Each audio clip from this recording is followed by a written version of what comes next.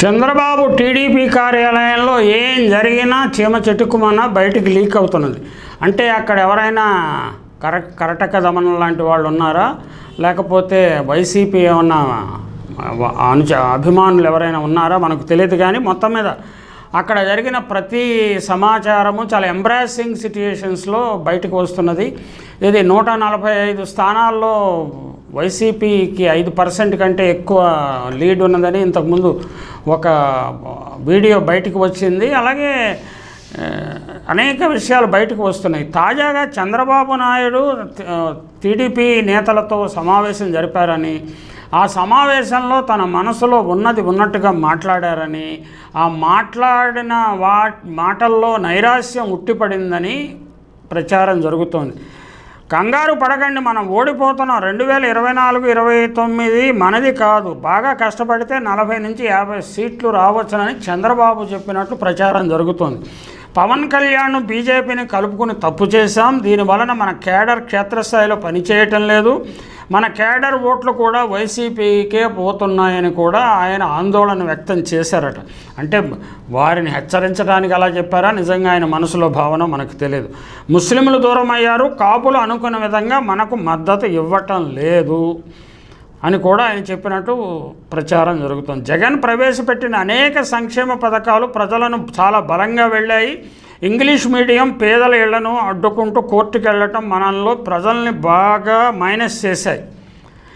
2014లో మనం నెరవేర్చని హామీలను లిస్టు పట్టుకుని జగన్ ప్రచారం చేస్తున్నాడు. 2024లో మనం ఇచ్చిన హామీలను మనం నెరవేర్చకపోవడాన్ని ప్రజలు ఇంకా మర్చిపోలేదు. దీనివల్ల మన సూపర్ 6 మేనిఫెస్టోను ప్రజలు నమ్మటం లేదు. అదే మనం ఇప్పుడు విశ్వసనీయత గురించి మాట్లాడుతున్నాం. With credibility you can do anything, without credibility you can do nothing. ఉభయ గోదావరి జిల్లాలు ప్రకాశం, గుంటూరు జిల్లాలోనూ వైసీపీ రోజుకు పుంజుకుంటున్నది. మన సభల్లో ప్రజాస్పందన లేదు, జగన్ సభలో ప్రజాస్పందన చాలా బాగుందని చంద్రబాబు నాయుడు అంటున్నారట.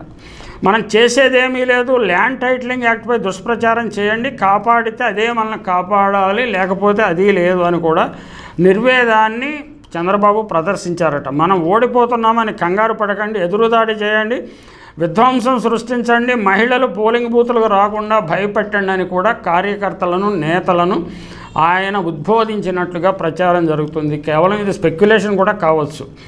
మహిళలు 60% మందికి పైగా జగన్కే ఓటు వేయబోతున్నారు. అందువల్ల వృద్ధులు, మహిళలు పోలింగ్ బూత్కు రాకుండా అడ్డుకోగలిగినంతగా అడ్డుకోండి అని చెప్తున్నారు.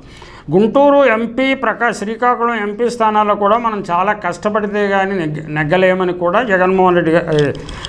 చంద్రబాబు నాయుడు గారు అంటున్నారట. అనకాపల్లిలో రమేష్, రాజమండ్రిలో పురంధేశ్వరి గారు ఓడిపోతున్నారని చంద్రబాబు నాయుడు జోస్యం చెబుతున్నారు. రాష్ట్ర వ్యాప్తంగా షర్మిల ఎంత మేరకు ఓట్లు చీల్చి మనకు సహాయపడుతుందో చూడాలి. దాని మీద కూడా ఆయనకు విశ్వాసం లేదు.